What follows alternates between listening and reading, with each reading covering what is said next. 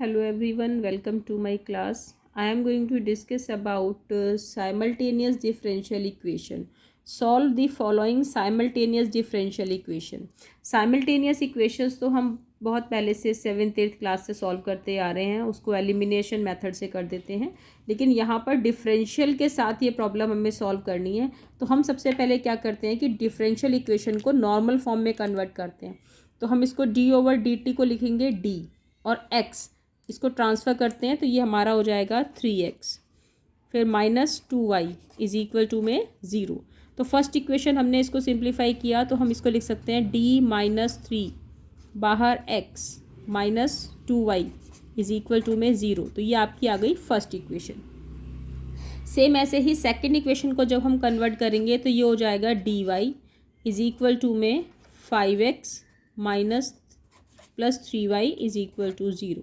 Sorry, equal to में 0 नहीं है यहाँ। अब हम इसको ट्रांसफ़र करेंगे तो देखो फर्स्ट इक्वेशन में पहले x है फिर y है, तो सेम ऐसे ही इसको हम जब ट्रांसफ़र करेंगे तो पहले हम x वाला पार्ट लिखेंगे फिर y वाला पार्ट लिखेंगे।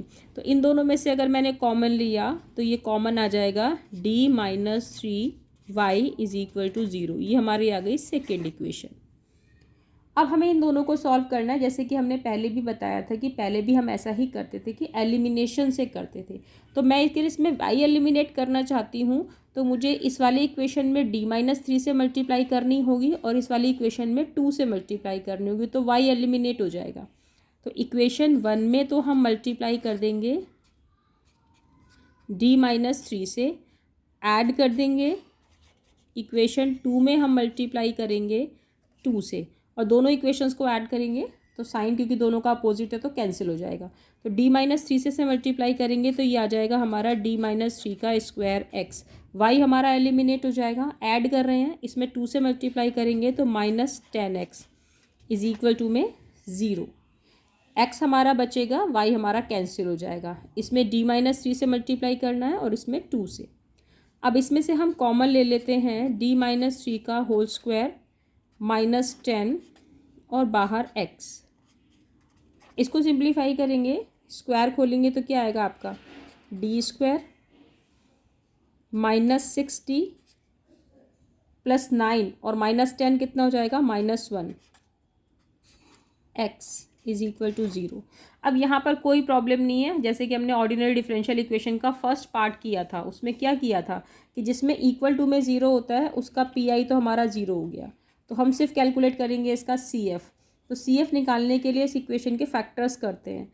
फैक्टर्स करने के लिए इसको मैं ऑक्सिलरी इक्वेशन में चेंज करूँगी तो ये हो जाएगा m² -6m -1 is equal to 0।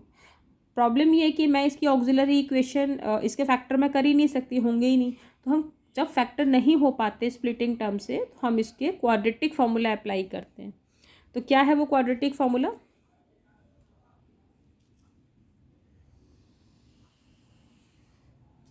Quadratic formula होता है m is equal to -b। a की वैल्यू तो यहाँ पर क्या है, ये तो हमारा a हो गया, कोफिशिएंट ऑफ m²। ये मेरा b है, ये मेरा c है। ABC ऐसे चलता है, कोफिशिएंट ऑफ m -6 b हो जाएगा और c की वैल्यू -1। अब फॉर्मूला हमारा क्वाड्रेटिक क्या है, m इज इक्वल टू होता है -b, तो ये आएगा 6 ± √b² यानी कि 36 -4ac यानी कि +4 अपॉन 2a 2। तो ये हो जाएगा 6 ± 2 √10 upon 2। m is equal to 3 ± √10। कौन सा रूट है ये भाई? ये है हमारा इरेशनल रूट। इरेशनल रूट में ये मेरा अल्फ़ा होता है, ये मेरा बीटा होता है, तो इसका कॉम्प्लीमेंट्री फंक्शन हो जाएगा हमारा e⁻3। यहाँ पर x नहीं लिखेंगे, एक्चुअली हम x की वैल्यू कैलकुलेट यहाँ पर, ये इस इक्वेशन से आप चेक करो ज़रा, x हम कैलकुलेट कर रहे हैं और x हमारा किसका फंक्शन है? x हमारा फंक्शन है t का। x हम कैलकुलेट कर रहे हैं, x हमारा फंक्शन है t का, तो ये हमारा आएगा e⁻3t। डिनोमिनेटर में जो भी वेरिएबल होता है हम वही इधर पुट करते हैं। तो अभी जो पीछे हमने किया था वो dy/dx यानी कि y फंक्शन था x का, यहाँ पर x फंक्शन है किसका? t का।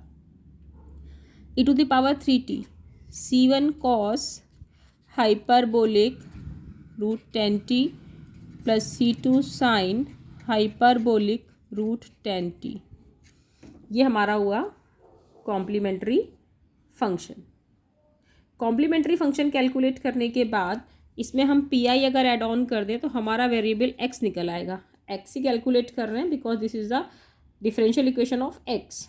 तो x is equal to C F plus P I. P I zero है तो यही इसका रिजल्ट हो जाएगा e⁻3t c1 cos hyperbolic under root 10t plus c2 sine hyperbolic root 10t।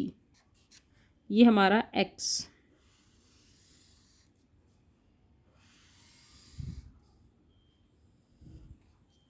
X calculate करने के बाद बारी आती है वाई कैलकुलेट करने की। तो वाई कैलकुलेट करने के लिए हम क्या करते हैं कि जो भी डिफरेंशियल इक्वेशन है, 1 है या 2 है, आप किसी भी एक में इसको आप पुट कर सकते हैं। सपोज मैं 1 को यूज़ कर रही हूँ तो d-3 एक्स की जगह ये पूरी इक्वेशन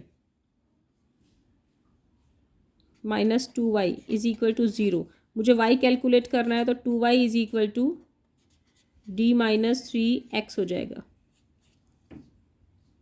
तो हम क्या करेंगे, 2y हमें कैलकुलेट करना है तो 2y is equal to d-3 और x की पूरी वैल्यू पुट करेंगे तो e⁻3t c1 cos hyperbolic under root 10t plus c2 sine hyperbolic under root 10t। यह हमने किया। अब हमें y कैलकुलेट करना है तो हम क्या करेंगे, y कैलकुलेट करने के लिए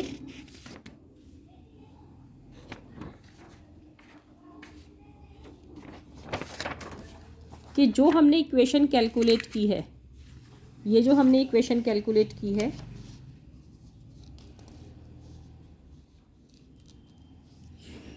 इसको सिंप्लीफाई करेंगे। तो कैसे करेंगे सिंप्लीफाई, ये है हमारी इक्वेशन। तो 2y इज इक्वल टू, हमें इस पूरी इक्वेशन की मल्टीप्लाई d में भी है और इस पूरी इक्वेशन की मल्टीप्लाई 3 में भी है।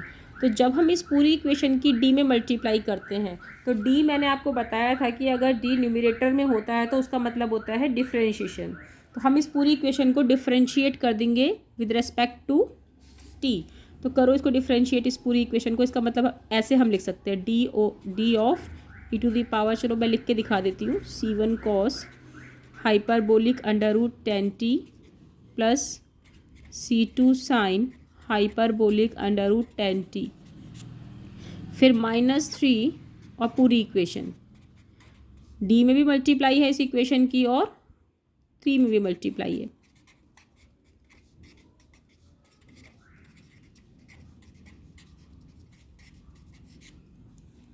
इस तरह से। तो अब इसको सिंप्लीफाई कैसे करेंगे, सिंप्लीफिकेशन थोड़ा सा इसका लेंदी जाएगा। तो 2y is equal to simplification के लिए d मतलब इस पूरी इक्वेशन को डिफरेंशिएट। अब यहाँ दो फंक्शन है, एक एक्सपोनेंशियल है और एक ये प्रोडक्ट रूल लगेगा। तो एक एक करके डिफरेंशिएशन करते हैं। पहले मैं e का डिफरेंशिएशन अगर करूँ, चलो पहले अंदर वाले का कर लेते हैं। e⁻3t को मैंने एज इट इज़ रखा और इसका डिफरेंशिएशन किया होगा c1 कॉस हाइपरबोलिक का sine hyperbolic under root 10t और इस अंडर रूट 10t का करेंगे तो रूट 10 आएगा, वो मैं बाद में बाहर लिख देते हैं। तो c2 साइन का क्या हो जाएगा, c2 cos hyperbolic under root 10t। यहाँ से भी रूट 10 आएगा तो वो मैंने बाहर लिख दिया चेन रूल से। अब इसका डिफ्रेंशिएशन करने के बाद अब डिफ्रेंशिएशन करेंगे with respect to t e का। अब की बार हम क्या करेंगे, अंदर वाले पोर्शन को एज इट इज़ रखेंगे और इसका डिफ्रेंशिएशन करेंगे। तो 3e⁻3t इसका डिफ्रेंशिएशन हो जाएगा और ये ब्रैकेट के अंदर वाला पार्ट बिल्कुल सेम चलेगा। c1 cos hyperbolic root 10t plus c2 sine hyperbolic root 10t, ये वाली इक्वेशन एज इट इज़। अब -3 e⁻3t c1 cos hyperbolic 10t plus c2 sine hyperbolic root 10t as it is. तो अगर हम इसमें देखें तो ये प्लस है और ये माइनस है तो ये पूरी इक्वेशन तो कैंसिल।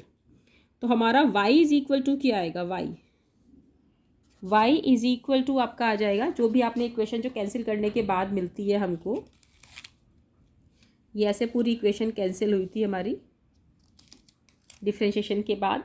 तो y हमारा जो आएगा वो हमारा आ जाएगा √10 है, इसको हम कोफिशिएंट है तो हम पहले लिख लेते हैं। √10 अपॉन में ये 2 नीचे चला जाएगा, e⁻³ आपने एज इट इज़ लिखा। फिर अंदर है c1 sine hyperbolic √10t plus c2 cos hyperbolic √10t। तो ये हमारा हुआ y। तो सेम ऐसे ही x और y हम कैलकुलेट करेंगे। कोई भी डिफरेंशियल इक्वेशन आपकी आ जाए तो हम इसी मेथड से x और y की वैल्यू कैलकुलेट कर सकते हैं। तो नेक्स्ट हम टॉपिक इसमें डिस्कस करेंगे variation of parameter. Variation of parameter अपने आप में बहुत इंपॉर्टेंट टॉपिक है और उसका एक क्वेश्चन तो हमेशा आता ही आता है। तो नेक्स्ट लेक्चर में हम वही डिस्कस करेंगे।